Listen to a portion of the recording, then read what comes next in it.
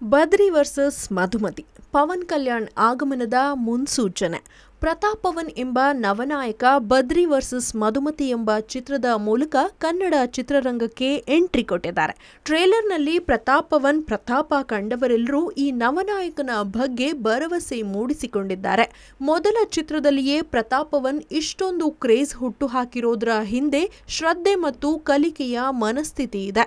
ಬಹುಕಾಲದಿಂದಲೂ ನಾಯಕನಾಗಬೇಕು ಅನ್ನೋ ಕನಸು ಹೊಂದಿದ್ದವರು ಪ್ರತಾಪ್ ಪವನ್. ಆದರೆ ಎಂಟ್ರಿ ಕೊಟ್ರೆ ಎಲ್ಲ ತಯಾರಿಯೊಂದಿಗೆ ಕೊಡಬೇಕು ಅನ್ನೋದು ಅವರ ಮನಸ್ಥಿತಿಯಾಗಿತ್ತು.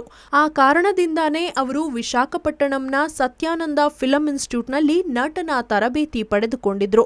ಹೀಗೆ ಅಲ್ಲಿ ಪ್ರತಾಪ್ ಪವನ್ಗೆ ಗುರುವಾಗಿದ್ದವರು ಸ್ಟಾರ್ ಮೇಕರ್ ಸತ್ಯಾನಂದ್ ಅವರ ಈ ಸಂಸ್ಥೆ ಪ್ರತಿಷ್ಠಿತವಾದದ್ದು. ಪ್ರಭಾಸ್, ಪವನ್ ಕಲ್ಯಾಣ್ ಸೇರಿದಂತೆ ಅದೆಷ್ಟೋ ಸ್ಟಾರ್ ನಟರನ್ನ ರೂಪಿಸಿದ್ದು ಇದೇ ಸಂಸ್ಥೆ.